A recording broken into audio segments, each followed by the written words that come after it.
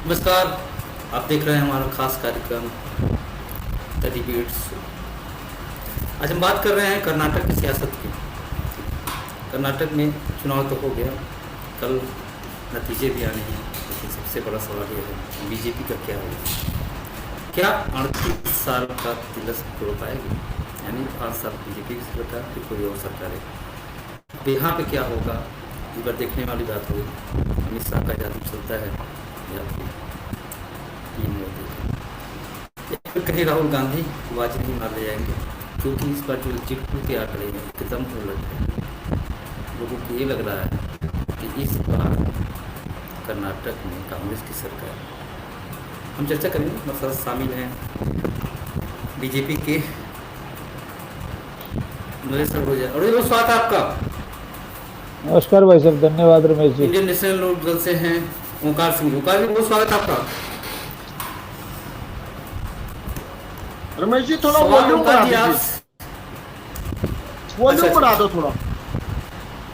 हम्म।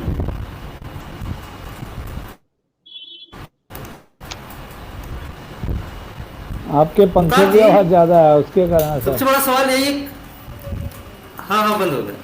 सबसे बड़ा सवाल यही है, कल कर्नाटक का परिणाम आ रहा है और आने वाला दिखाई दे रहा है। इसमें तो सभी एग्जिट पोल में कांग्रेस दिखाई दे रही है। क्या कांग्रेस की संजोनी मिलेगी या विरोधियों को मौका 2024 की आगाज है क्या?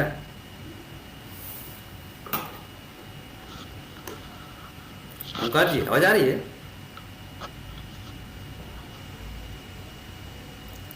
ओंकार जी, आवाज मिल पा रही है? हाँ मिल रही है जी आवाज। ओंकार जी, कल चुनाव परिणाम आना है कर्नाटक का, लेकिन एग्जिट पोल में क्या जी सबसे ज्यादा खुशी दिखाई दे रही है विरोधियों के खेमे में कि शायद बीजेपी इस बार जी वहां सत्ता से जा रही है। ऐसा कुछ है क्या? रमेश जी, पहले तो मैं आपको यह कहना चाहूंगा, आप विरोधियों के खेमे में क्यों बोल रहे हैं? लोकतंत्र है, नहीं नहीं, लोकतंत्र में दो पक्ष सब होते विरोधी। हैं, सत्ता पक्ष नहीं और नहीं, जैसे विपक्ष। नहीं विपक्ष में देखिए तो आप ही रमेश लोग जी, हो गए मुझे ना। इतराज है, हम्म मुझे इस बात पे हम्म इतराज है। विरोधियों का क्या मतलब है? विरोधियों का मतलब नहीं, हम्म देखिए ठीक है आज बीजेपी सत्ता में है तो इसका मतलब ये नहीं कि हम्म सारे विरोधी हो गए। कल को कांग्रेस सत्ता में आ जाएगी तो क्या बीजेपी विरोधी हो जाएगी? ऐसे नहीं। देखिए बीजेपी से आज पूरा देश दुखी है, प्रत्येक वर्ग दुखी है, अच्छा अच्छा। किसानों से लेके खिलाड़ियों तक, बीच के जितने भी वर्ग आए, चाहे वो सेनानी आए हमारे, चाहे हमारे सरपंच आए, चाहे हमारा कोई भी हमारा वर्ग आया बीच में, सारे दुखी हैं। इन्होंने जुमले दे के 2 करोड़ रोजगार का जुमला दिया, इन्होंने 15 लाख काला धन। काला धन तो क्या आना, सफेद धन भी गायब हो गया। 2000 का नोट कहाँ है आज मार्केट में? मैं आप ही से पूछता हूँ रमेश जी, बताइए 2000 का नोट कहाँ है? ये कहते थे हम हाँ, काला मुझे भी धन नहीं दिखाई खत्म देता, कर देंगे, उनको भी। फंडिंग खत्म हो। ये आज बीजेपी से प्रत्येक व्यक्ति परेशान है, और परेशान होने का नतीजा ये है कि जो सत्ता पक्ष के दूसरे दल हैं, सत्ता पक्ष को छोड़ के या इसके सहयोगी दलों को छोड़कर, वो सब आज एक ही बात जानते हैं, एक ही बात मानते हैं। जनता भी एक ही बात मानती है कि आज हमें बीजेपी से छुटकारा चाहिए, और जो भी व्यक्ति छुटकारा दिलाने के लायक होगा जनता उसको सिंहासन पर बिठाएगी, उसको सत्ता देगी। आज बीजेपी शासन नहीं कर रही। लोकतंत्र का सीधा सा नियम है, जनता की सरकार जनता ही चुनती है और जनता के लिए कार्य करती है, यही तो बात है ना। लेकिन ये सरकार चुनी तो जनता ने गलती से, जुमले ले लिए, लेकिन अब ये जनता के लिए शासन नहीं कर रहे, जनता के हित के लिए काम नहीं कर रहे, ये तो अपने घर पूर्ति कर रहे हैं, ये जनता को डंडे लगा रहे हैं। आप देखिए 13 महीने तक किसान आंदोलन चला। दुनिया का ऐसा एक आंदोलन बता दीजिए, कोई एक, दुनिया का मैं बात कर रहा हूं, जो 13 महीने तक चला हो, 800 से ज्यादा किसान शहीद हुए। इन सब का मिला जुला असर कर्नाटक में देखने को नजर आ रहा है, और कर्नाटक में मोदी जी और अमित शाह ने पूरा जोर लगा लिया। लेकिन आज जो एग्जिट पोल के नतीजे हैं वो स्पष्ट करते हैं कि कर्नाटक में इनकी घर वापसी है, ये वापिस जाएंगे वहां से। और कर्नाटक तो क्या, आगे जितने भी चुनाव आएंगे, हरियाणा मुख्य रूप से बता रहा हूं, हरियाणा में इनको गांवों में घुसने नहीं देने वाली जनता। देवेंद्र बबली का बयान मुझे आज भी याद है, किसान आंदोलन के दौरान, आज पंचायत मंत्री बना बैठा है, इसने कहा था गांवों में जाने के लिए हमें लोहे के अंडरवियर सिलवाने पड़ेंगे। तो लोहे के अंडरवियर तो बीजेपी और जेजेपी वाले सिलवा लें, अगला जब हरियाणा का चुनाव आएगा तो हरियाणा में भी इनका टोटल सफाया होगा। सिंगल डिजिट में शायद ही रहेंगे ये, डबल डिजिट का तो सपना खत्म है इनका। तो रमेश जी मेरा ये कहना है, आज विरोधी खेमे की बात ना कीजिए, आज वो मुख्य खेमा है जिसको आप विरोधी खेमा कह रहे हैं। आज जनता दुखी है और लोकतंत्र में जब भी जनता दुखी होती है सत्ता पक्ष को उखाड़ फेरती है। 1970 देख लीजिए, 1987 देख लीजिए, कोई भी साल उठा के देख लीजिए, जब भी कोई दल मनमानी करता है, तानाशाही करता है, तो तानाशाही का जवाब जनता उसको सत्ता से बाहर करके देती है। रावण का हाल भी आपने देखा था, रामायण बहुत बार देख चुके हैं। आज वही रावण की प्रवृत्ति इनमें घुसी हुई है बीजेपी नेताओं में, और मुझे पूरा विश्वास है कर्नाटक में इन रावण की प्रवृत्ति वाले लोगों को जनता सत्ता से बाहर करेगी। अच्छा, अरे अरोड़ा जी, बड़ा सवाल है, क्या बीजेपी रावण बन गई है? अगर कोई सत्ता चला रहा है तो क्या रावण हो जाएगा? नहीं, ऐसा नहीं। सत्ता चलाएगा, अगर अच्छी सत्ता चलाएगा दोबारा सत्ता में भी आएगा, लेकिन अगर वो मनमानी करेगा, रमेश जी आप ही बता दीजिए, हरियाणा को लेता हूं मैं, आप बता दीजिए किसानों का क्या कसूर है, ओपीएस पेंशन वालों का क्या कसूर है, क्या कसूर है मेडिकल विद्यार्थियों का जो 80,000 रुपए फीस देते आज 10 लाख कर दी, क्या कसूर है सरपंचों का? सरपंच जीत के आगे वो दूसरी बात है, बीजेपी के कम जीते, इन्होंने उनके अधिकार छीन लिए, ई टेंडरिंग की व्यवस्था करते हैं। अगर ई टेंडरिंग इतनी ही बढ़िया है तो मैं पूछना चाहता हूं ई टेंडरिंग में गड़बड़ी कैसे होती है? मैं उदाहरण देना चाहता हूं ई टेंडरिंग का। याशी कंसल्टेंसी को हरियाणा में प्रॉपर्टी आईडी बनाने का ठेका दिया गया, पूरे हरियाणा को 6 जोन में बांटा गया, 6 के 6 जोन में याशी कंसल्टेंसी को ठेका कैसे मिल गया? ये पूछिए बीजेपी वालों से। हर एक जोन में याशी कंसल्टेंसी आ गई, उसने 42,71,000 प्रॉपर्टी आईडी बनाई, सारी गलत। ये एक सबूत है। चलो कर्नाटक ई टेंडरिंग में गड़बड़ी होती है। ये ई टेंडरिंग तो सिर्फ और सिर्फ एक ओंकार जी,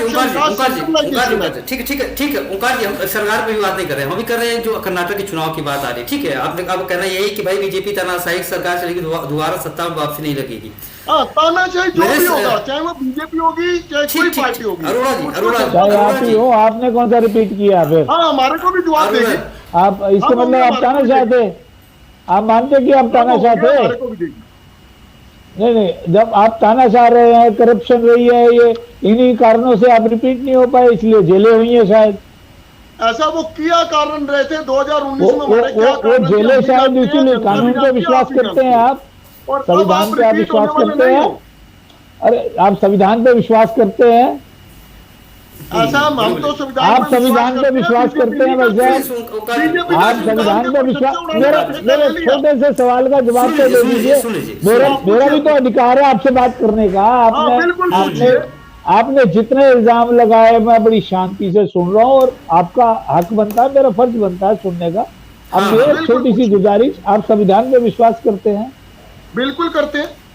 तो मुझे लगता है मान गए होंगे कि आपके नेता करप्ट रहे हैं, शायद इसलिए दोबारा नहीं आए, शायद इसलिए जेलें हुई। इसलिए हर करप्ट नेता को लगता है कि जो अभी सत्ता में बैठे वो करप्ट है। अब बात करते हैं हम कर्नाटक की। आपको जवाब तो दे दूं, एक बात का जवाब तो दे दूं। आप ना इंटरनेट पे एक सर्च मारिए कि सबसे ज्यादा रैपिस्ट किस पार्टी में है, आंखें खुल जाएंगी आपकी। इंटरनेट जवाब देगा। इंटरनेट पे आप ऐसा नहीं है, इंटरनेट पे क्या सर्च करना है क्या नहीं सर्च करना, उसके वो बड़ा डिफरेंट चीज है भाई साहब। उसको आप किसी भी तरीके से ये नहीं कह सकते कि यहाँ पे जो जानकारी दी जा रही वो ठीक है। कई और चीजें हैं, आपको बड़ी हंसी आएगी अगर मैं उन पर बात करूंगा आपके नेताओं के बारे में। ये डिबेट का विषय है ना, ये डिबेट का तरीका है बड़े भैया। मुझे मालूम था ये जवाब होगा। नहीं, जवाब तो भाई साहब और बड़े अच्छे मिल सकते हैं आपको, पर क्योंकि डिबेट के लिमिटेड समय रमेश जी ने हमें कहा है तो हम उसको उसी तरीके से लेकर चले। ज्यादा अच्छी बात है रमेश जी। जी रमेश जी, मैं कर्नाटका नहीं ओवरऑल राजनीति की अगर बात करता हूँ, भारतीय जनता पार्टी ने कहीं भी इलेक्शन अगर लड़ा है या लड़ते हैं तो अपनी परफॉर्मेंस के बल पे करते हैं। हमारे मैनिफेस्टो की अगर मैं बात करूं, आज तक भारतीय जनता पार्टी ने जो भी कमिटमेंट की, जो भी मैनिफेस्टो में हमने दिया, जो भी कुछ लिखा, वो हमने अक्षरशः उसका पालन किया। और कोशिश की है कि जो जो वादे हमने किए हैं देश के। बुलेट ट्रेन चला दी आपने, समाज अभी देने, अरे वैसे चलाएंगे।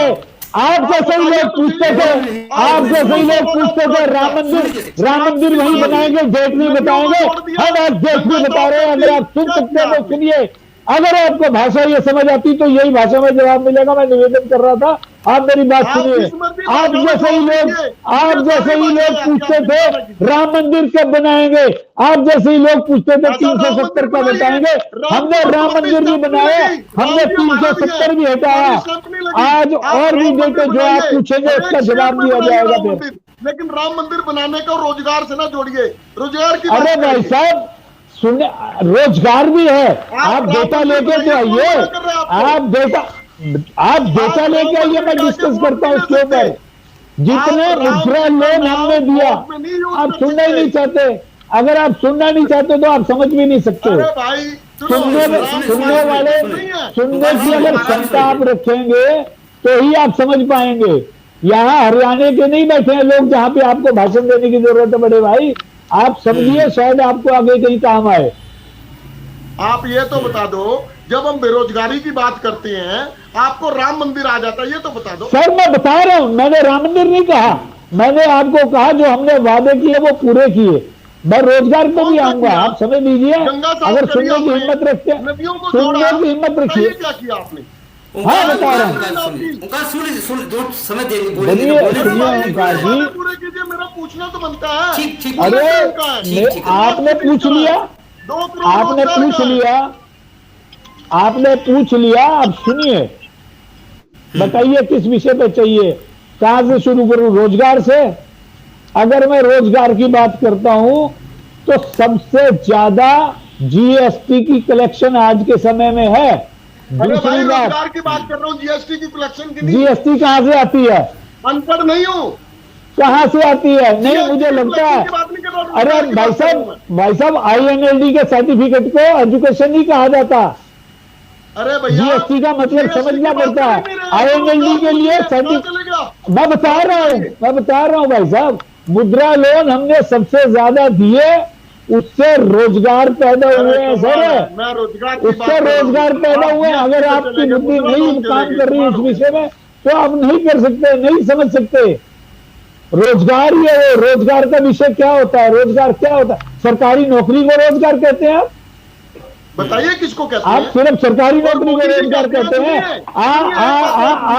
आपका कमीशन लेके सिर्फ बच्चों को, अरे सिर्फ कमीशन लेकर टीचर लगाने को रोजगार कहते हैं क्या?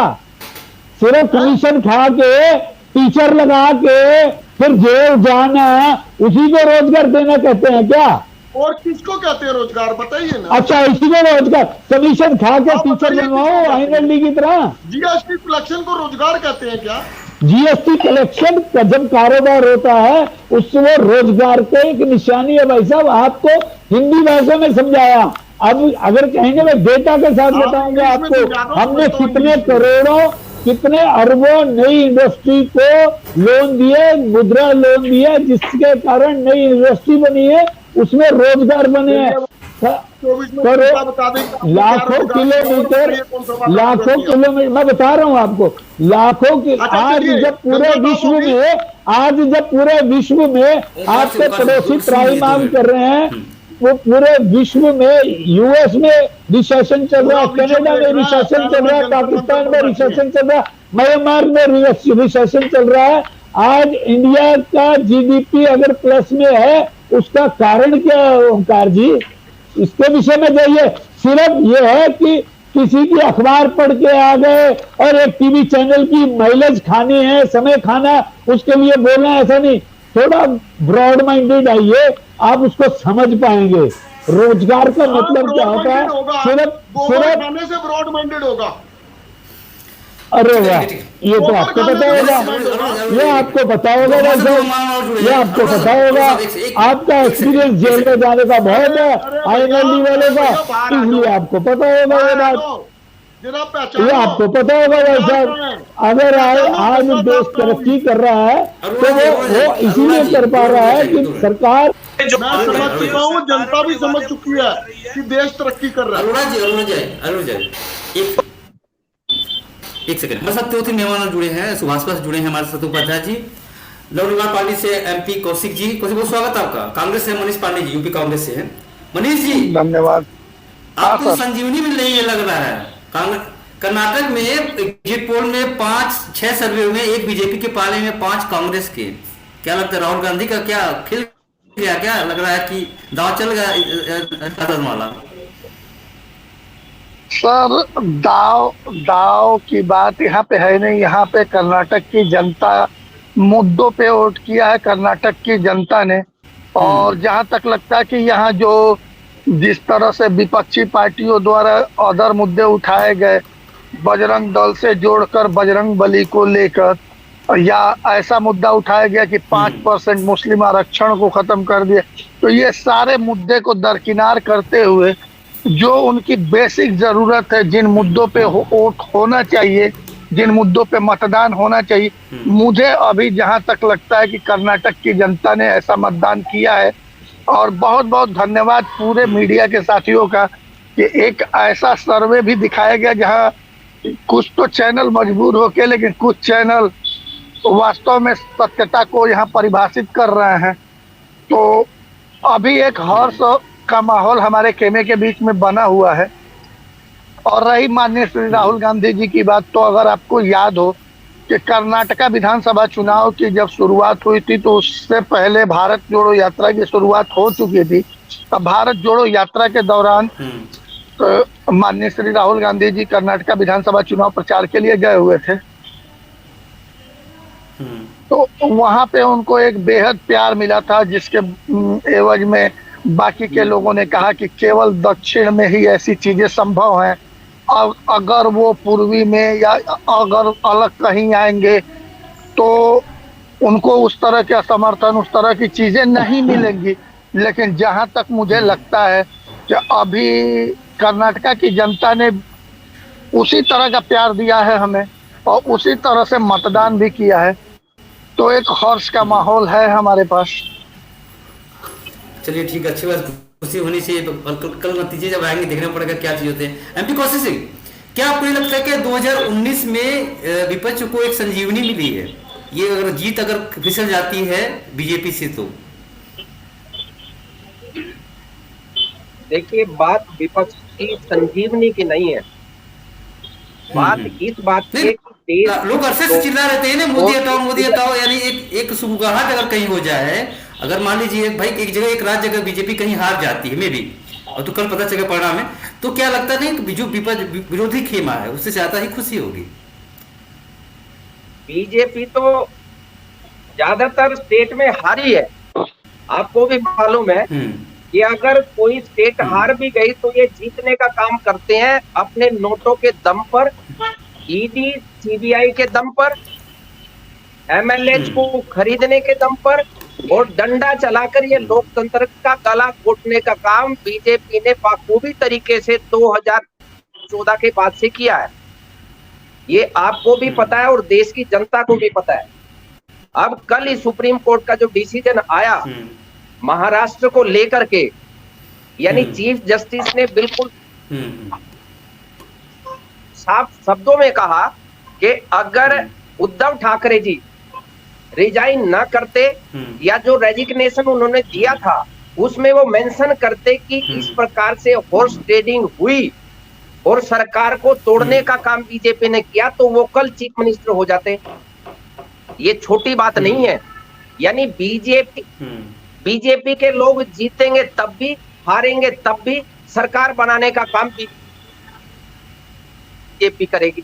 अब बीजेपी के लोग अगर बीजेपी किस नैतिकता की बात करते हैं, उतनी सीट नहीं मिलेंगे तो अपने पाले में कर लेंगे। यानी कहीं कि आपको ये लग रहा है कि बीजेपी को उतनी सीटें नहीं मिल पाती हैं, फिर भी वो सरकार बना लेगी। 100%, ये 100% ऐसा काम करते हैं।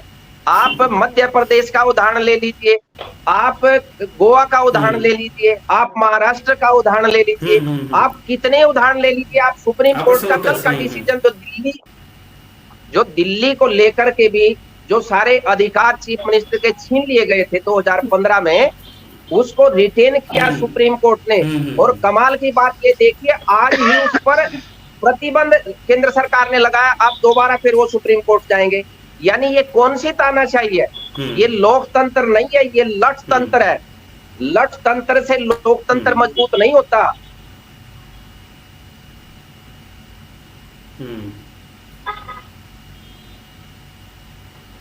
की बात है कि देश, जिन्होंने देश का नाम रोशन किया, वो न्याय पाने के लिए जंतर मंतर बैठी हुई है पिछले 17, 18, 20 दिन से, लेकिन उनकी सुनने वाला कोई नहीं है। क्योंकि देश के प्रधानमंत्री जो उनको अपनी बेटी कहते थे, जो अपने परिवार की बेटियां कहते थे, वो तो मशगूल थे कर्नाटक चुनाव में।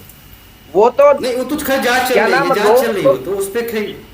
रोड शो नहीं, ये जांच के नाम पर जांच नहीं चल रही है, जांच के नाम पर ड्रामा चल रहा है। ये ड्रामा बहुत बाखूबी तरीके से करते हैं। सेंगर के मामले में भी बहुत तगड़ी जांच चली थी, आपको मालूम है। इनके चिन्मयानंद के बारे में भी जांच चली थी। और हरियाणा के जो मंत्री हैं, जिनके ऊपर आरोप लगे हैं, उनके खिलाफ भी जांच चल रही है, लेकिन वो मंत्री भी हैं। यानी आप उसमें संवैधानिक पद पर भी रहोगे और जांच भी चलेगी। कमेटी में जो व्यक्ति होंगे वो आपके व्यक्ति होंगे, और कौन दरोगा या कौन इन्वेस्टिगेटिंग एजेंसी में काम करने वाला कोई भी अधिकारी इनके खिलाफ, या कोई भी सरकार है उसमें, सरकार में कोई भी आदमी बैठा हो, वो उसके खिलाफ एक कलम नहीं चला सकता। तो इसलिए ये देश का दुर्भाग्य है। आज जिन लोगों के हाथ में सत्ता है, ये लोग ये कह करके आए थे, हम उसमें शामिल थे। हम 2014 में बीजेपी में थे।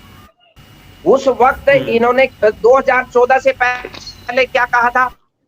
हम गैस सिलेंडर कम कर देंगे, 5 रुपए गैस सिलेंडर पड़ता था।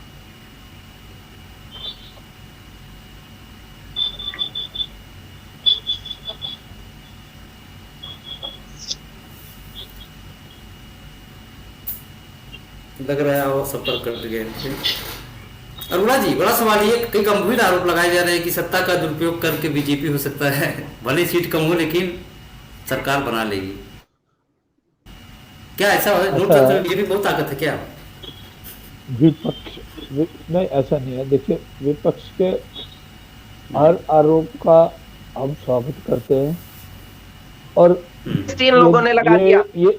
यानी LIC किस्त आप दोगे तो उस पर भी GST जोड़ दिया। संविधान की यानी शर्म की बात है कि आप अगर दवाई भी ले रहे हो उस पर GST। जी, ये संविधान की खूबसूरती है। जवाब मांग रहे हैं।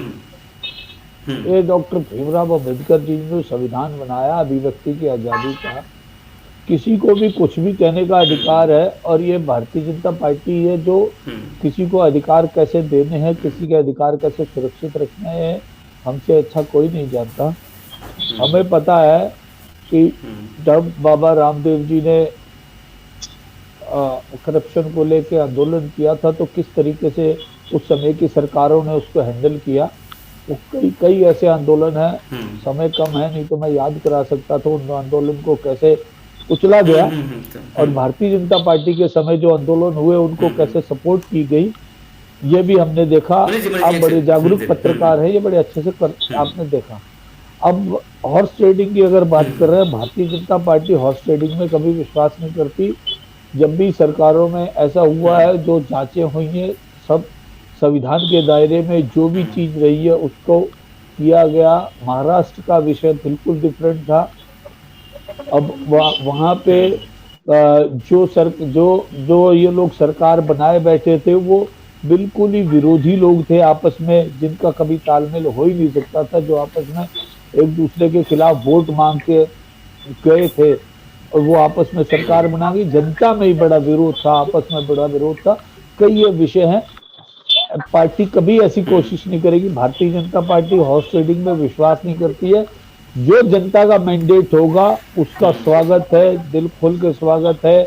और मुझे विश्वास है कि ये जो अभी तक आ रहे हैं, अभी जो भी रुझान आप लोग बता रहे हैं, जो भी हमारे भाई लोग बता रहे हैं, इसमें कुछ न कुछ फेरबदल होगा और भारतीय जनता पार्टी के हक में जनता ने वोट किया है, ऐसा मुझे विश्वास है, और भारतीय जनता पार्टी ही वहां पे सरकार बनाएगी, ये आप लोग कल देखिए। ठीक, सत्येंद्र उपाध्याय जी, सुभाष पाल सत्येंद्र जी, क्या ये 2024 के लिए जो जो ये विरोधी खेमा है उनके लिए एक संजीवनी है क्या? अगर बीजेपी और सत्ता हटती है तो क्या 24 बल मिलेगा उनको? क्योंकि मोदी से जब तक मोदी है सब मुमकिन है। देखिए, मुमकिन तो 2014 से लेकर के अब तक ये लोग दिखाई रहे हैं। मुमकिन कहाँ है वो जनता बताएगी। अगर केवल पार्टियों के कह देने से सब कुछ हो जाता तो जो सिचुएशन आज बनी हुई है कर्नाटक की वो शायद नहीं होती।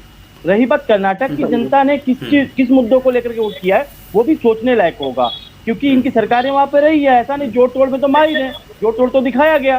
भाई आपने बॉम्बे देखा ही, महाराष्ट्र का क्या स्थिति है, गोवा की स्थिति देखी ली आपने एमपी देखी ली, और अभी भी कई जगह ऐसा है कि जहां पे जोड़ तोड़ हो सकता था, कोशिश की गई। आपने राजस्थान भी देखा, राजस्थान में जिस तरह से बगावत हुई, नाराजगी रही, वो चीजें क्या दिखाती हैं? वो चीजें यही दिखाती हैं कि राजनीति के अंदर नेता जो होता है अपनी भावनाओं से, मतलब जनता की भावनाओं से खेलता है। अगर जनता ने रूलिंग पार्टी को अगर सत्ता में बैठाया तो उसे शासन करने दीजिए। भाई उसका विरोध आप क्यों करेंगे? आप लोगों को खरीद फरोख्त क्यों करेंगे? नहीं करना चाहिए। और जनता जिन मुद्दों पे वोट कर रही है, अभी भाई साहब कह रहे थे, मैं सुना था कि महंगाई कहीं नहीं है, महंगाई नहीं है, रोजगार इन्होंने दे दिया। 2019 से लेकर के अब तक का डाटा बता दें कितना रोजगार दिया युवाओं को। आज युवा जो पास होते हैं ना, पास होने के बाद क्या उनकी स्थितियां वो देख सकते हैं आप। अगली बार में जब नौकरी नहीं होगी, रोजगार पे डिबेट कीजिएगा। अरे सर सुन लीजिए, पहले सुन लीजिए जो मैं कह रहा हूँ, सुन लीजिए आप। जो आप कह रहे हो इसी चीज का ये आंसर है, कोई अलग नहीं कहा जा रहा है इस चीजों को। भारतीय जनता पार्टी का ये धैर्य होना चाहिए कि अगर कोई कह रहा तो सुने। तो जिस तरह से रमेश जी देखेंगे कि रोजगार को लेकर के और चीजों को लेकर के जनता किस चीजों पे वोट कर रही है, इन्हीं चीजों पे वोट करेगी। भाई आज के टाइम में निकाय चुनाव में जो परसेंटेज घटा है वो क्या रीजन है? कहीं ना कहीं वो रुख बताता है कि जनता नाराज है। अब नाराज किससे है, वो वोटिंग खुलेगी तब पता लगेगा कि किससे नाराज हुई, किसको उन्होंने वोट किया। रह गई बात जो साउथ की, तो साउथ में भारतीय जनता पार्टी का जनाधार उतना था नहीं, जोड़ तोड़ के ही वो चल रहा था। लेकिन वहां के लोगों की जो सिचुएशन आज है वो साफ ये जाहिर करता है कि भारतीय जनता पार्टी ने वहां पे जनता के दिलों में वो राज नहीं किया जो करना चाहिए था। अगर नहीं किया तभी उन्होंने दूसरे को और लेके आ रहे हैं। और रही बात केवल विपक्ष खत्म कर देंगे, विपक्ष है नहीं, ये कहना बड़ा भूल होता है। मुझे लगता है ये ना अंदर से जो भावनाएं हैं जनता के बीच में जाने के लिए, जनता को भी ये लगने लगा कि क्या हम चाइना और बाकी देशों की तुलना कर रहे हैं क्या, जहाँ कोई लीडरशिप नहीं होता, जो कहेगा, जो राजा कहेगा वही मानेगी प्रजा। तो प्रजा तो यहाँ है नहीं, यहाँ संविधान है, संविधान के दायरे में करना होता है सब कुछ। तो संविधान में अगर प्रजा को वोट देने का अधिकार है तो वो अपने वोट से सरकारों को चुन सकती है और चुन करके जनता को, मतलब कि सरकारों को बता सकती है कि अगर आप काम नहीं करेंगे, आप हमारे मुद्दों को नहीं सुनेंगे तो हम अगली बार फिर सरकार चेंज कर देंगे। वो तो सबके साथ होता है और होता रहेगा। ये यानी कह सकते हैं कहीं 38 साल का जो बदलाव सो एक होने वाला था, शायद वो नहीं हो पाएगा कर्नाटक में। देखिए बदलाव की चीजें है, समझ नहीं आ रहा है। मतलब ठीक है, अभी चुनाव वहाँ 5 साल बाद वहाँ की स्थिति ऐसी रहती है कि 5 साल बाद किसी की सत्ता तो 5 साल बाद किसी की सत्ता, वो तो हमारा होता था। लेकिन अगर मान लीजिए अगर जो है सत्य जी, अगर वहाँ पे भारतीय जनता पार्टी की अगर सरकार नहीं बनती है, ठीक है, तो जो सहयोगी दल या अन्य हैं उसमें कौन किसके साथ जाएगा वक्त बताएगा। लेकिन क्या इसका इफेक्ट 2024 में होने लोकसभा चुनाव पर कुछ पड़ेगा? रीजनल चुनाव अलग होते हैं, नेशनल चुनाव अलग होते हैं, मतलब विधानसभा का अलग होता है मामला और केंद्र और उसका लोकसभा का अलग होता है। देखिए यूपी में अभी चुनाव खत्म हुआ था, योगी आदित्यनाथ जी को कुर्सी पे बैठाया गया, लेकिन निकाय चुनाव में भी परसेंटेज घट जाता है। मुद्दे अलग होते हैं, हर मुद्दे को केवल हम योगी मोदी से जोड़कर देखा जाए तो ऐसा नहीं होगा। होगा क्या कि जनता जिन चीजों के लिए चुनाव करती है उस पर रहता है। रही बात अपने निकाय चुनाव को ले लीजिए आप, निकाय चुनाव में इससे पहले प्रत्याशियों को सिंबल नहीं दिया जाता था। सिंबल देने के बाद लगता है कि बांटा गया उनको, क्यों कि जो सिंबल नहीं होता, जो अच्छा काम करता है उसको वोट करती है, वो किस पार्टी को सपोर्ट करता है ये कोई बहुत बड़ा इशू नहीं होता।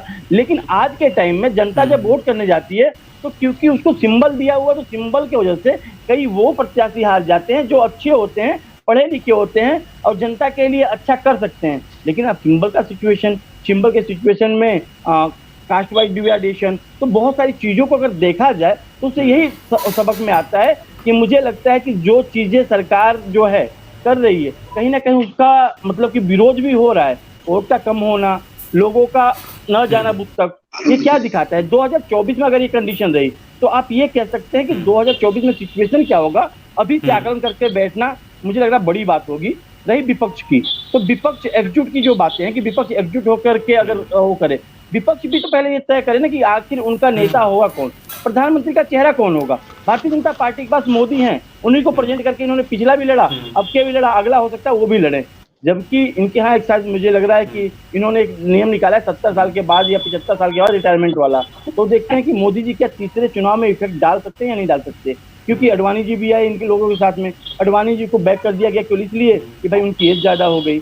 तो ये तो सबसे बड़ी चीज ये होगी कि आखिर केवल मोदी जी के नाम पे कितना वोट मिल सकता है, कितना जनता उनको वोट कर सकती है। क्या 2014 से लेकर के अब तक की जो शासन है उसमें उन्होंने अच्छाइयाँ देखी। देखिए सबसे बड़ा सवाल ये था, जिस तरह कर्नाटक में, देखिए कर्नाटक में सभी दलों ने ताकत जोड़ दी, चाहे फिर राहुल गांधी हो, चाहे प्रियंका गांधी हो, चाहे अमित शाह हो, चाहे फिर पीएम मोदी हो, खुद ही मोर्चा संभाले हुए थे। लेकिन क्या वहां पे शायद अरोड़ा जी आपसे जानना चाहेंगे, जो कई सीटों पे बहुत जो इफेक्ट हुआ है, शायद वहाँ के जो जातिगत बैलेंस समीकरण, जातिगत समीकरण की वजह से बीजेपी गच्चा खा गई। कई सीटें हैं जहाँ कम से कम वोटों से वो बीजेपी की मतलब हार दिखाई जा रही है। तो क्या लगता है जातिगत समीकरण के आधार पे वहाँ कुछ अपने बीजेपी में अंतर कला था क्या? अभी रिजल्ट आया ही नहीं है तो उस पर डिस्कस करने का कोई फायदा नहीं रमेश जी।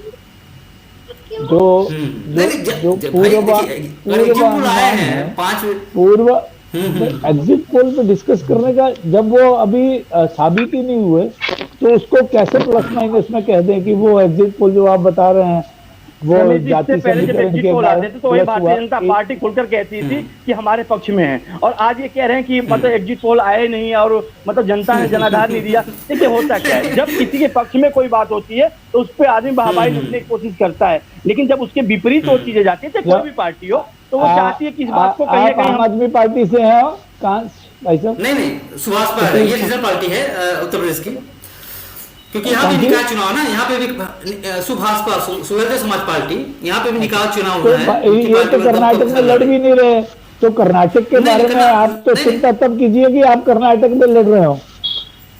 सर आप तो देश की चिंता कांग्रेस वाले भाई साहब हैं, वो इस पर अगर कोई कटाक्ष करे तो ठीक है, आप तो वहाँ लाइन में नहीं है भाई साहब। नहीं कभी ये कम से कम आपकी सहयोगी हुआ करती थी, और उत्तर कोई बात प्रदेश नहीं, 5 साल में ये भी जुड़े रहे हैं। लेकिन बीजेपी वाले आपके यहाँ पे कौन बैठेगा? आदमी कुछ बोल ना सके, बीजेपी वाले हैं, ऐसा भी कई सिस्टम है क्या? अभी आप जो कह रहे थे संविधान के दायरे में सबको अभिव्यक्ति की आजादी है, तो पूरे देश के बारे में शायद मुझे लगता है कि आम आदमी भी सोच सकता है। अगर मैं कुछ कह रहा हूँ तो देश की बात, देश के बारे में मैं कह रहा हूँ। आप पार्टी पे एक कटाक्ष कर रहे हैं कि अगर आप मुझ पर कटाक्ष कर सकते हैं, मैं भी तो कर सकता हूँ। आप तो लाइन में नहीं है वहाँ पे, पार्टी आप वहाँ पे लाइन में नहीं है तो आप किस चीज का बुरा मान रहे हैं? जो आपको फिर बुरा मानने का अधिकार नहीं ना। बुरा नहीं माना, आपने मेरी पार्टी में कटाक्ष किया कि हाँ, जो सवाल का जवाब भी तो उसी तरीके में होगा कि नहीं होगा? आप उस चीज को अन्यथा मत लीजिए ना। कोई दिक्कत नहीं होता है। ओंकार जी रमेश जी मेरा मोबाइल बंद होने वाला। हाँ जी सर। अरे बस शायद कमेंट बोल दी क्या आपको कल मिठाई खाने को मिलेगा आपको, या अंदर अंदर ही खेल कर जाए किसी से जाएगा भाई, कम वोट कम अगर सीटें मिलती है तो किसी से गठबंधन कर लेंगे। नहीं कोई दिक्कत नहीं है। खेल से हम लोग ना पहले डरे थे ना अभी डरेंगे।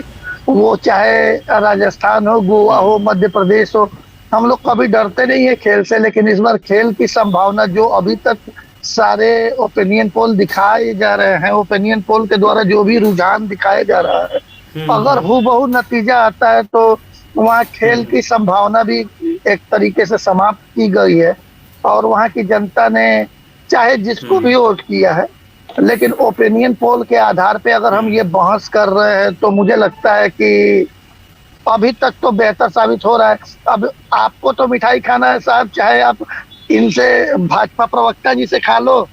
हाँ, ये है कि इनके यहाँ थोड़ी महंगी मिठाई मिलेगी, हमारे यहाँ थोड़ी सस्ती मिलेगी, लेकिन मिठाई तो मिलेगी। आपको तो हर हालत में मिठाई मिलेगी। तो ये चीज है ना, जैसे पहले रमेश जी 2 मिनट का हिमाचल समय दे हुआ, दीजिए, मैंने दूसरे चैनल पे जाना है। हाँ ठीक है, बोलिए ओंकार जी, बोलिए। रमेश जी देखिए, लोकतंत्र का सीधा सा फार्मूला है, राजा माँ के पेट से पैदा नहीं होता, क्योंकि राजा माँ के पेट से पैदा होगा तो लोकतंत्र नहीं होगा, राजतंत्र हो जाएगा। और राजा जनता पैदा करती है, और आज जनता में जो भावनाएं फैल रखी हैं, मैं सिर्फ हरियाणा की बात नहीं कर रहा हूँ, पूरे भारत की बात कर रहा हूँ। आज जनता में जो स्थिति है, जनता देख रही है, बेरोजगारी, महंगाई, भ्रष्टाचार, ये चरम पर है। ये कुछ भी कह लें कि हमने ये किया वो किया, मैं 5, 7, 10 ऐसी बातें बताता हूँ, अगर ये एक भी मान जाए। 2 करोड़ रोजगार इन्होंने देने थे, कहाँ है? इन्होंने कहा था गंगा साफ कर देंगे, क्या साफ हुआ? इन्होंने कहा था हम नदियां जोड़ेंगे, आपको याद है? हज़ारों करोड़ जाके तो देखो गंगा में नदियां जोड़ेंगे, नदियां जोड़ी। अभी क्रूज चले हैं वहाँ पे भाई साहब, क्रूज चले। कैसे सुन ले, गलत चीज कैसे सुन ले ओंकार जी? क्रूज चले वहाँ पे, जिनमें विदेशी भी आके घूमने, जाके देखिए तो सही। अच्छा, खाली अपने घर पे जो अखबार छपती है वही पढ़ के मत बोलिए ना, जो INL अखबार छपती है वही पढ़ के बोलते रहेंगे कि हमारे जवाब नहीं सुनेंगे। रमेश जी कर दो, मेरे को भी कर रखा था ताकि मैं अपनी बात पूरी कर सकूं। धरती पे रहिए, देखिए जाके। तो जनता भी गलत नहीं, आपको जवाब तो मिलेगा ना। आप पहले बोले, शुरुआत आपने की थी सर, आपको लगा कि जो नहीं बोलते शायद वैसे ही ऐसा ही लूंगा मैं, ऐसा नहीं है सर, जवाब मिलेगा। सुनिए, बोलिए। बोल लीजिए, मैं बाद में नहीं, आपने गंगा की बात की, आपने हमारी आस्था की बात की, मैं आस्था पे हमने काम किया, बोलेंगे हम। आप जाइए बनारस में, आपको पता लगा, आप जाइए हरिद्वार में, आपको पता लगेगा। सर जाइए ना, खाली घर पे जो अखबार छपती है वही पढ़ेंगे क्या आप? सर एक बार रमेश जी, मैंने दूसरे चैनल पे जाना, मेरे को अगर 1 मिनट दे सकते हो तो अच्छी बात है। अरे सर, एक बार मेरी बात सुन लो सर। नहीं जाएगा सर, एक बार मेरी आप 1 मिनट नहीं 10 मिनट बोलिए, पर गलत मैसेज नहीं आप लीजिएगा। 20,000 करोड़ का लोन बीजेपी प्रवक्ता जी से मैं सर एक बार मेरी बात सुन ले सर। मैं आप सबसे क्षमा प्रार्थी हूँ कि सर ये हर बार एक जुमला ले आते हैं। ये तो बता दे, पुलवामा जो हुआ था उसके सच बता दे। सर एक बार मैं सबसे क्षमा प्रार्थी सर, एक बार रमेश जी एक बार मैं सारे प्रवक्ताओं से क्षमा चाहूंगा। मैं अभी थोड़ा सा आउट ऑफ द वे था, मतलब अपने घर से दूर था, और मेरा मोबाइल बंद होने वाला है। केवल ये आपके अनुरोध पे मैं अभी कहीं मतलब सड़क के किनारे एक पार्क में आके बैठा हुआ हूँ। तो बीजेपी प्रवक्ता जी से भी और सुभाषपा प्रवक्ता जी से स्पेशली क्षमा चाहूंगा कि आज आपसे बातचीत नहीं हो पाई, और बाकी हमारे राजनीतिक विश्लेषक जो भी, सबसे क्षमा चाहूंगा सर। आज के लिए मुझे क्षमा करें, ठीक है सर? मैं अब विदा लेना चाहूंगा सर। ठीक है, कोई बात नहीं, लेकिन अब तो देखिए कल क्या होता है। कर्नाटक में कमल खिलता है या पंजाब? कल मिलता है, सबको नहीं जाएगा। कल मैं अपने मैं अपने सहयोगी भाई सुभाषपा जी के प्रवक्ता जी से भी अनुरोध करूंगा कि कल अगर आप इनको, जो शायद उनकी नाराजगी है मुझसे, शायद मैंने कभी कुछ गलत बोल दिया हो तो क्षमा प्रार्थी हूँ। ठीक है। और ये रमेश जी राजनीतिक विश्लेषण सर का नाम मैं सुन नहीं पाया था क्योंकि मैं लेट से जुड़ा था और जल्दी जा रहा था। हाँ, ये नवनिर्माण पार्टी के हैं, कौशिक जी, MP कौशिक जी। अच्छा, कौशिक जी, आपसे क्षमा प्रार्थी हूँ। आपसे पहली मुलाकात है लेकिन बात हो नहीं पाई। आपसे बात नहीं हो पाई, आपसे पहली मुलाकात है, बात नहीं हो पाई, तो मुझे क्षमा करें। जी, कोई बात नहीं।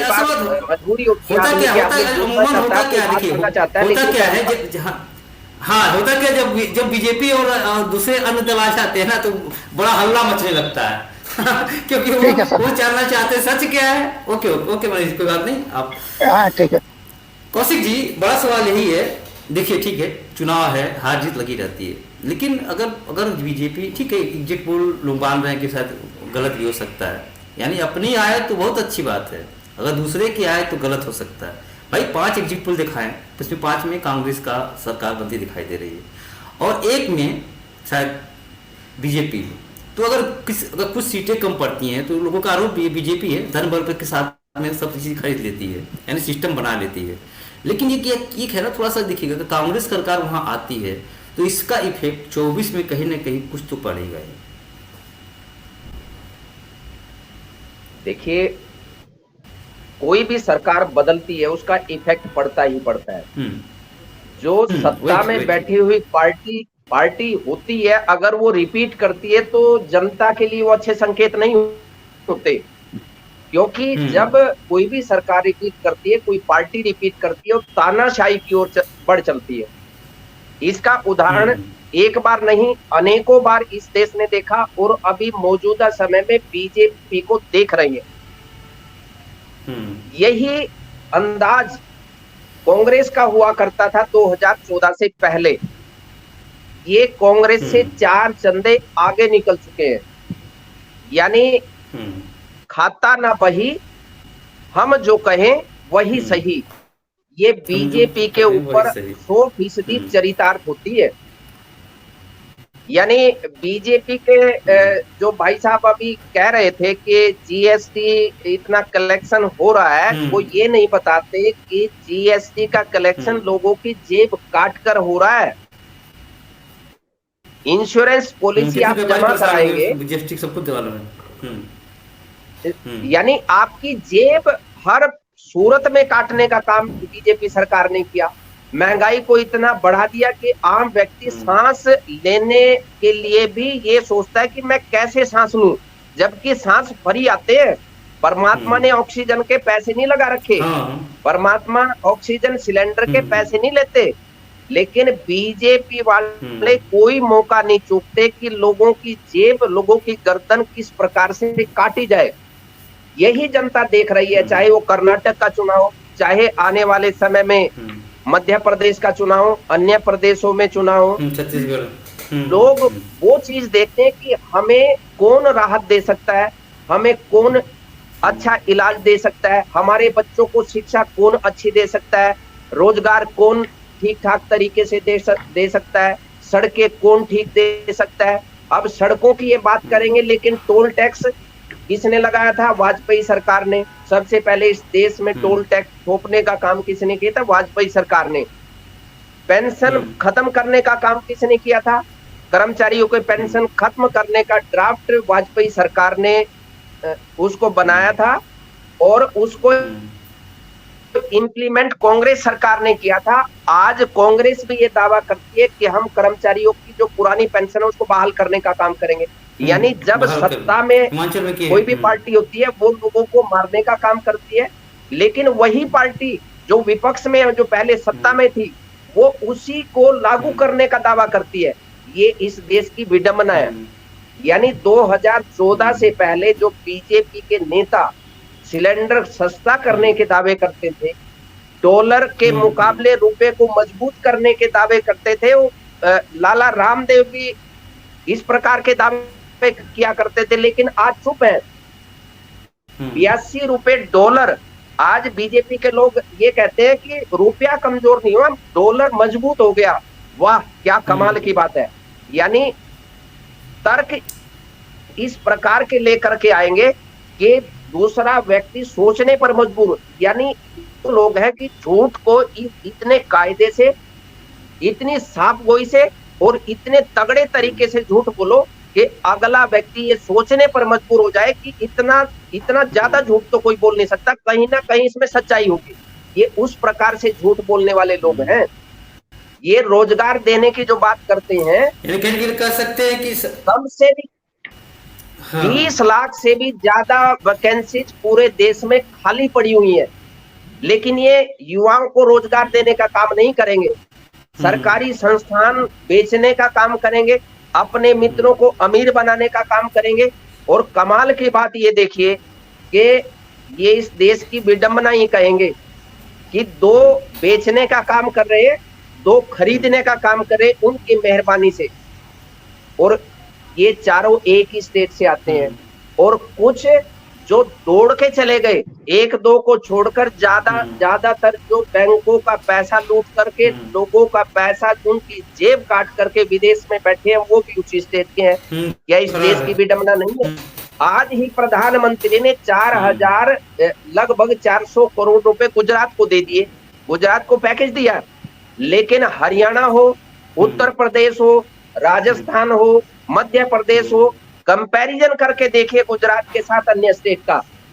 हरियाणा में भी बीजेपी की सरकार है, लेकिन यहाँ केवल बीजेपी के लोग चापलूसी करने का काम करते हैं। मनोहर लाल खट्टर साहब दावा कर रहे हैं, कल उन्होंने घोषणा की, एक हमने उस पर वीडियो भी जारी किया कि 55 बीमारियों के जो मरीज हैं उनको हम 2750 रुपए पेंशन देने का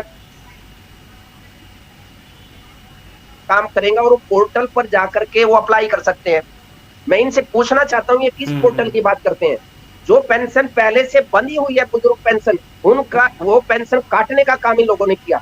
ये वो लोग हैं जो सत्ता में जब नहीं थे उस टाइम दावे करते थे हम बुजुर्गों का सम्मान करेंगे, लेकिन आज उन बुजुर्गों की पेंशन काट करके उनको एक तरीके से पैरालाइसिस करने का काम बीजेपी सरकार कर रही है।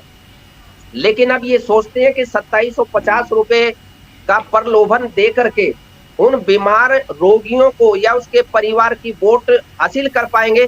ये संभव नहीं है, क्योंकि देश की जनता जान चुकी है किसी भी बीमार व्यक्ति को 2750 रुपए की आवश्यकता नहीं है, उसे अच्छी स्वास्थ्य सुविधाओं की आवश्यकता है, जो कि ये पूरे हरियाणा में या पूरे देश में दे नहीं पाए हैं। इन्होंने यानी मेडिकल अगर कोई बच्चा करना चाहे, एमबीबीएस करना चाहे, उसकी जेब काटने का काम इस बीजेपी ने किया। अब नए बच्चे, पहले ही इस देश के अंदर मेडिकल की जो सुविधाएं हैं वो बहुत निम्न स्तर की हैं, लेकिन इस ओर सरकार का ध्यान नहीं है। यानी आम व्यक्ति की जेब कटवाने का काम, मैक्सिमम जो प्राइस लिखा होता है किसी भी दवाई के ऊपर, वो उसी पर ही जो अनजान व्यक्ति है, जानकार व्यक्ति में किसी प्राइवेट हॉस्पिटल में आप जाएंगे, वहीं उसका मेडिकल स्टोर होगा और वहां मैक्सिमम रिटेल प्राइस पर वो दवाई दी जाएगी। यानी इतना मार्जिन, इतनी लूट मेडिकल लाइन में है, और ये लूट केवल सरकार के सानिध्य में उनकी देख रेख में किया जाता है। यानी पूरे प्रदेश के अंदर चाहे देश की बात हो, प्रदेश की बात समझ देखिए, ठीक है, सिस्टम चल रहा है, बात नहीं, अब चीजें हैं, अब धरातल पे क्या है, देखिए सब थोड़ा चीजें, ठीक है, सरकार चीजें अपनी लाती हैं, अपनी योजनाएं लाती हैं। अब जनता को एक बार देखना चाहिए कि हाँ भाई हमारे लिए कितना कौन क्या कर रहा है। थोड़ा समय का अभाव कम है इस वजह से। सबसे उपाध्याय जी, अब कल काउंटिंग आपके चुनाव, निकाय चुनाव, क्या लगता है आपको? हाँ रमेश जी, देखिए निकाय चुनाव में जितने भी प्रत्याशी हैं उनकी संभावनाएं सभी अभी तक जो दावे कर रहे हैं जीत के ही हैं, लेकिन वोट परसेंटेज का घटना कहीं ना कहीं ये दिखाता है कि जनता जो है कहीं ना कहीं नाराज है। वो भी शहर की जनता जो बढ़ चढ़ करके हिस्सा लेती थी और मतदान करती थी, लेकिन निकाय चुनाव में उनके परसेंटेज का घटना हर पार्टी के लिए चिंताजनक है। क्या हर पार्टियां जनता के नब्ज को टटोलने में नाकामयाब रही, चाहे वो कोई भी पार्टी हो? अगर किसी भी पार्टी को अगर वोट करते तो वोट परसेंटेज बढ़ना चाहिए था, लेकिन जनता जिस तरह से अपने घरों से नहीं निकली, ये सोचने लायक होगा कि आखिर जनता क्या चाहती थी, जो पार्टियों ने वादे किए और उनको नहीं दे पाई। तो बहुत सारी चीजें जो हैं वो कल क्लियर हो जाएगी। रह गई बात, अभी इसको 2024 से लोग जोड़ कर देख रहे थे, तो अगर यही सिचुएशन 2024 में रहती है तो क्या हम एक जो भारत की बात करते थे कि भारत विकास के रास्ते तैयार है, भारत अगले पायदान पे जा रहा है, तो क्या ये सिचुएशन सब उस समय देखी जा सकती है? क्या ये विचारधीन है? क्योंकि कल के चुनाव के बाद किस तरह से होता है, बहुत जगह धांधलियों की भी आपको खबरें आई होंगी, बहुत जगह मतलब कि लोगों के वोट काटने की बातें आई। तो देखिए सरकार सत्ता में रहते हुए, लेकिन फिर भी सबसे बड़ी जो दिक्कत की बात यही रही, वोट परसेंटेज का घटना, चाहे वो कहीं भी हो, क्योंकि दिन पे दिन अगर वोट का परसेंटेज घट रहा है तो कहीं ना कहीं नाराजगी लग रहा है, जाहिर कर रहे हैं लोग अपनी। और कल क्योंकि गणना शुरू है तो आपको 12 से 2 बजे तक के बीच में सारी रुझान शुरू हो जाएंगे, चाहे वो कर्नाटका हो, चाहे निकाय चुनाव हो, ये सारी चीजें आपके सामने होंगी। कौन सरकार किस तरह का काम कर रही है वो भी सब निकल कर आ जाएगा। और रही बात सबसे बड़ी चीज, देखिए इस निकाय चुनाव में मैंने एक चीज जो देखा, वो बागियों का रुख, चाहे वो किसी भी पार्टी से रुके हुए बागी हैं, उन्होंने, क्योंकि जनता के बीच में जिन लोगों ने जाकर के काम किया और पैराशूट से लाकर के किसी दूसरे को टिकट दिया गया, चाहे वो निकाय चुनाव हो चाहे कोई भी बड़ा चुनाव होता है, उसका इफेक्ट जरूर पड़ता है। तो बागियों ने बहुत जगह हराने की बात कही, क्योंकि हर पार्टी हर कैंडिडेट को तैयारी के लिए देती है और वो अपने पैसे को खर्च करके जनता के बीच में जाकर के काम करते हैं, लेकिन जब चुनाव की स्थितियां होती हैं तो कुछ अलग होती हैं। इसका भी एक इफेक्ट कल आपको नजर आएगा। चलिए, धन्यवाद, आप लोगों ने समय दिया कीमती, और आप चर्चा किए। कौशिक साहब धन्यवाद आपका, सत्योपाध्याय साहब बहुत धन्यवाद आपका। तो सवाल तो बहुत सारे हैं, यही रात अंतिम, यही रात भारी। आज की रात कह सकते हैं कयामत की रात, क्योंकि किसी को नींद नहीं आ रही होगी, किसी को बहुत आनंद आ रहा होगा। अब देखना होगा 24 के लिए विपक्ष को कितनी संजीवनी मिलती है, क्योंकि एक तरफ उत्तर प्रदेश में निकाय चुनाव, दूसरी तरफ कर्नाटक विधानसभा के नतीजे में। अब देखने वाली बात होगी, क्या 2024 की राह की बिसात कर्नाटक बिछाता है, या फिर एक बार फिर विरोधियों को पटखनी मिलती है। नमस्कार।